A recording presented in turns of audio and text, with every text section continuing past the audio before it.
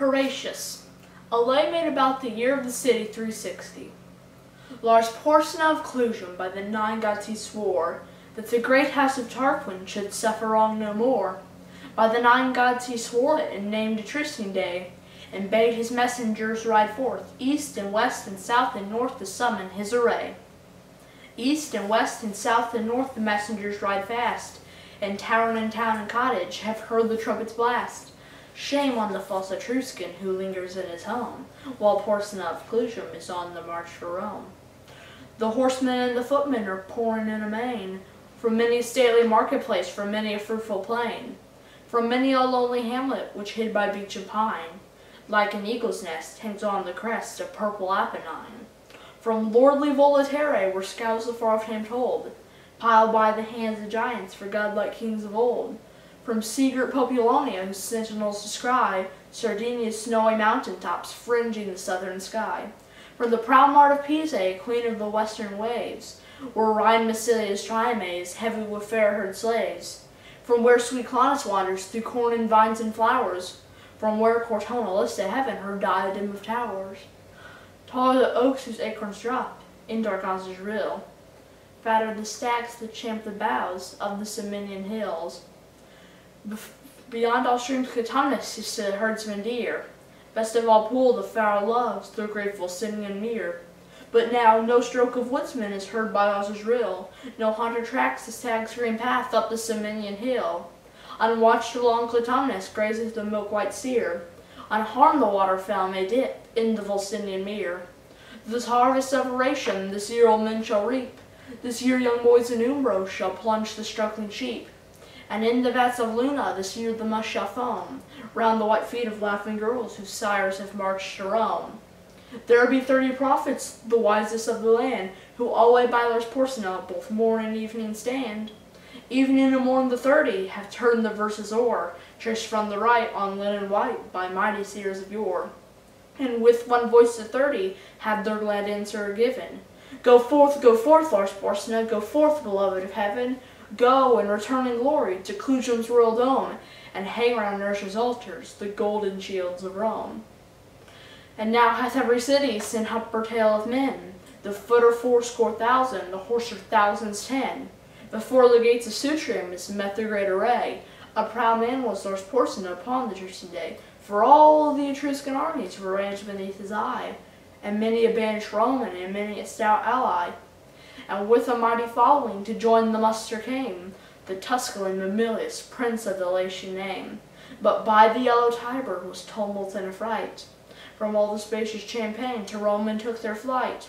A mile round the city the throng stopped up the ways. A fearful sight it was to see through 2 long nights and days.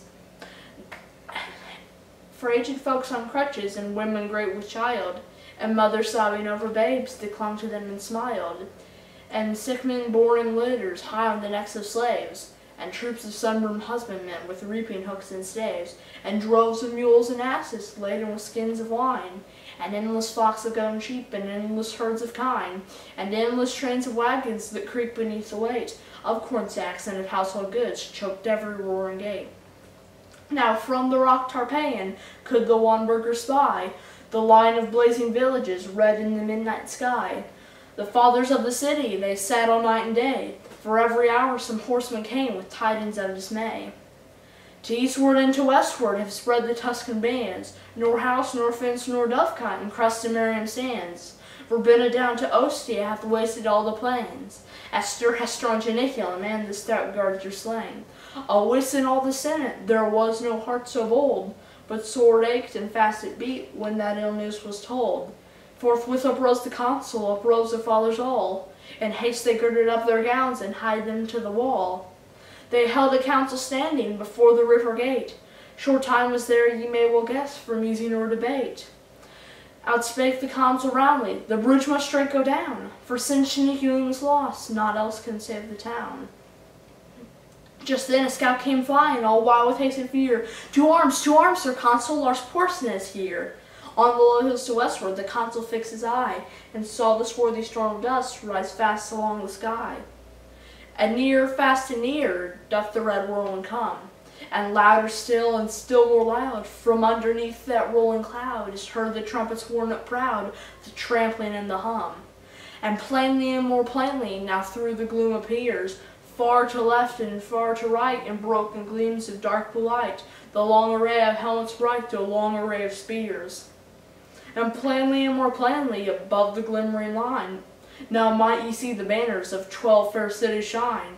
But the banner of proud Clusium was the highest of them all, the terror of the Umbrian, the terror of the Gaul.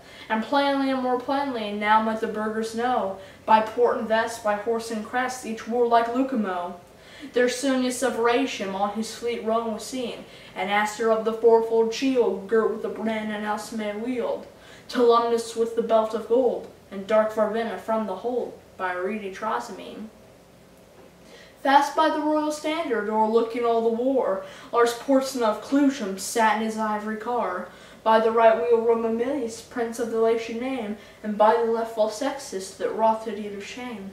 But when the face of Sextus was seen among the foes, a yell that rent the firmament from all the town arose. On the housetops was no woman, but spat towards him and hissed, no child but screamed out curses and shook its little fist. But the consul's brow was sad, and the consul's speech was low, and darkly looked he at the wall, and darkly at the foe. Their van will be upon us before the bridge goes down, and if they once may win the bridge, what hope to save the town? Then out spake brave Horatius, the captain of the gate, to every man upon this earth death cometh soon or late. And how can man die better than facing fearful odds, for the ashes of his fathers and the temples of his gods, and for the tender mother who dandled him to rest, and for the wife who nurses his baby at her breast, and for the holy maidens who feed the eternal flame, to save them from false Sextus that wrought the deed of shame. Hew down the bridge, Sir Consul, with all the speed you may. I, with 2 more to help me, will hold the foe in play. In yon straight path 1,000 may well be stopped by 3. Now who will stand on either hand and keep the bridge with me? Then out spake Spurius Lartius, so Ramnian proud was he. Lo, I will stand at thy right hand and keep the bridge with thee. And out spake so strong Herminius of Tyshimbo was he. Lo, I will abide at thy left side and keep the bridge with thee. Horatius, quoth the consul, as thou sayest, so let it be. And straight against that great array forth went the dauntless 3.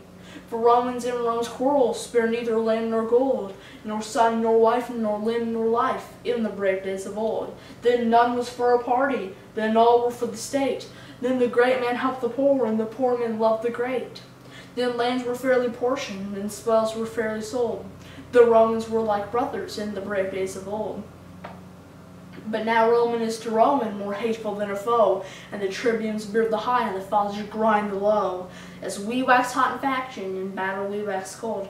Wherefore men fight not as they fought in the brave days of old. Now while the 3 were tightening their harness on their backs, the consul was the foremost man to take in hand an axe. And fathers mixed with commons seized hatchet, bar, and crow, and smote upon the planks above, and loosed the props below. Meanwhile the Tuscan army, right glorious to behold, came flashing back the noonday light, rank behind rank like surges bright of a broad sea of gold. 400 trumpets sounded, a peal of warlike glee, as that great house with measured treads, its spears advanced and ensigns spread, rolled slowly toward the bridge's head, where stood the dauntless 3. The 3 stood calm and silent, looked upon the foes, and a great shout of laughter from all the vanguard rose. And forth 3 chiefs came spurring before that deep array. To earth they sprang, their swords they drew, and lifted high their shields and flew to win the narrow way. Honest of green Tifernum lord the hill of vines, and Sais whose 800 slaves sicken in Noah's mines, and Pacus long to Clusium, vast on peace and war, who led to fight his Umbrian prowess from that great crag where girt with towers the fortress of Nicoinum lowers, or the pale waves to Nar. Stout Lartius hurled down on us in the stream beneath. At Sais, Herminius smote at Sais and clove him to the teeth. At Pacus brave Horatius darted one fiery thrust, and the proud Umbrian's gooded arms clashed in the bloody dust. Then Ocnus of Phalerii rushed on the Roman 3, and Lausulus of Ergo, the rover of the sea, and Arns of Volsinium, who slew the great wild boar, the great wild boar that had its dens amidst the reeds of Costa's fen, that wasted fields and slaughtered men along Albinia's shore. Herminius smote down Orange, Lartius laid on him slow, and right to the heart of Lausulus Horatius sent a blow. Lie there, he cried, fell pirate, no more aghast and pale. From Ostia's walls the crowd shall mark the track of thy destroying bark. No more companions hind shall fly to woods and caverns when they spy thy thrice accursed sail. But now no sound of laughter was heard among the foes. A wild and wrathful clamor from all the vanguard rose. 6 spears leaned from the entrance, halted that deep array, and for a space no man came forth to win the narrow way. But hark, the cry is Astur, lo, the ranks divide, and the great Lord of Luna comes at his stately stride. Upon his ample shoulders clings loud the fourfold shield, and in his hand he shakes the brain which none but he can wield. He smiled on those bold Romans, a smile serene and high. He eyed the flinching Tuscans, and scorn was in his eye. Quoth he, the she-wolf's litter stands savagely at bay, but will ye dare to follow if Astur clears the way? Then whirling up his broadsword with both hands to the height, he rushed against Horatius and smote with all his might. With shield and blade Horatius right deftly turned the blow. The blow, though turned, came yet too nigh. It missed his helm, but gashed his thigh. The Tuscans raised a joyful cry to see the red blood flow. He reeled in on Herminius, he leaned one breathing space. Then, like a wild cat, mad with wounds, sprang right at Astur's face. Through teeth and skull and helmet, so fierce a thrust he sped. The good sword stood a handbreadth out behind the Tuscan's head. And the great Lord of Luna fell at that deadly stroke, as falls on Mount Alvernus a thunder-smitten oak. Far o'er the crashing forest the giant's arms lie spread, and the pale augurs, muttering low, gaze on the blasted head. On Astur's throat Horatius right firmly pressed his heel, and thrice and 4 times tugged amain, ere he wrenched out the steel. And see, he cried, the welcome, fair guests, that waits you here. What noble Lucamo comes next to taste our Roman cheer? But at his haughty challenge a sullen murmur ran, mingled of wrath and shame and dread along that glittering van. For there lacked not men of prowess, nor men of lordly race, for all Etruria's noblest were round that fatal place. But all Etruria's noblest felt their hearts seem to see on the earth the bloody corpses in the path the dauntless 3. And from the ghastly entrance where those bold Romans stood, all shrank like boys who unaware, ranging the woods to start a hare, come to the mouth of the dark lair, where growling low a fierce old bear lies amidst bones and blood. There was none who would be foremost to lead such dire attack, but those behind cried forward, and those before cried back. And backward now and forward wavers the deep array, and on the tossing sea of steel to and fro the standards reel, and the victorious trumpet peal dies fitfully away. Yet one man for one moment stood out before the crowd. Well, known was he to all the 3, and they gave him greeting loud. Now welcome, welcome, Sextus, now welcome to thy home. Why dost thou stay and turn away? Here lies the road to Rome. Thrice looked he at the city, thrice looked he at the dead, and thrice came on in fury, and thrice turned back in dread. And white with fear and hatred scowled at the narrow way, where wallowing in a pool of blood the bravest Tuscans lay. Meanwhile, axe and lever have manfully been plied, and now the bridge hangs tottering above the boiling tide. Come back, Horatius loud cried the foes all. Back, Lartius, back, Herminius, back, ere the ruin fall. Back darted first Lartius, Herminius stood back, and as they passed beneath their feet, they felt the timbers crack. But when they turned their faces and on the farther shore, saw brave Horatius stand alone, they would have crossed once more. But with a crash like thunder fell every loosened beam, and like a dam the mighty wreck lay right athwart the stream. And a long shout of triumph rose from the walls of Rome, as to the highest turret tops was splashed the yellow foam. And like a horse unbroken, when first he feels the rein, the furious river struggled hard and tossed his tawny mane, and burst the curb and bounded, rejoicing to be free. Whirling down in fierce career, battlement and plank and pier rushed headlong to the steed. Alone stood brave Horatius, but constant still in mind, thrice 30,000 foes before, and the broad flood behind. Now down with him, cried false Sextus, with a smile on his pale face. Now yield thee, cried our sportsman, and now yield thee to our grace. Round tourney is not deigning those craven ranks to snee. Not spake he to Lars Porsena, to Sextus not spake he. But he saw on Palatinus the white porch of his home, and he spake to the noble river that rolls by the towers of Rome. O Tiber, Father Tiber, to whom the Romans pray, a Roman's life, a Roman's arms, take thou in charge this day. And so he spake, and speaking sheathed the good sword by his side, and with his harness on his back plunged headlong in the tide.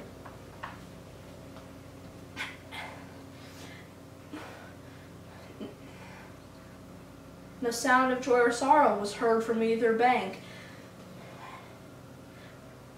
but friends and fellows in dumb surprise, with parted lips and straining eyes, stood gazing where he sank. And when above the surges they saw his crest appear, all Rome sent forth a rapturous cry, and even the ranks of Tuscany could scarce forbear to cheer.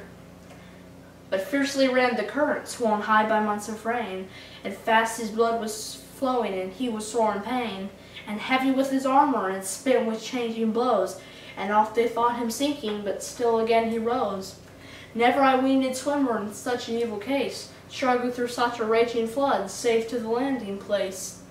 But his limbs were borne up bravely by the brave heart within, and our good Father Tiber bore bravely up his chin. Curse on him, quoth false Sextus, will not the villain drown? But for the stay or close of day we should have sacked the town. Heaven help him, quoth Lars Porsena, and bring him safe to shore, for such a gallant feat of arms was never seen before. And now he feels the bottom, now on dry earth he stands, now round him throng the Father to press his gory hands. And now with shouts and clapping and noise of weeping loud, he enters through the river gate, borne by the joyous crowd. They gave him of the corn lamb that was of public right, as much as 2 strong oxen could plow from morn till night. And they made a molten image and set it upon a high, and there it stands until this day, to witness if I lie. It stands in the Comitium plain for all folk to see, Horatius in his armor, harness, halting upon one knee. And underneath is written in letters all of gold, how valiantly he kept the bridge in the brave days of old. And still his name sounds stirring unto the men of Rome, as the trumpet blasts cries to them to charge the Volscian home. And wives still pray to Juno for boys with hearts as bold as his who kept the bridge so well in the brave days of old. And in the nights of winter, when the cold north wind blows, and the long howling of the wolves is heard amidst the snow, when round the lonely cottage roars loud the tempest din, and the good logs of houses roar louder yet within. When the oldest cask is open and the largest lamp is lit, when the chestnuts glow on the embers and the kid turns on the spit, when young and old encircle round the firebrand close, when the girls are weaving baskets and the lads are shaping bows, when the good man mends his armor and trims his helmet's plume, when the good wife shone merrily goes flashing through the loom, with weeping and with laughter still is the story told, how well Horatius kept the bridge in the brave days of old.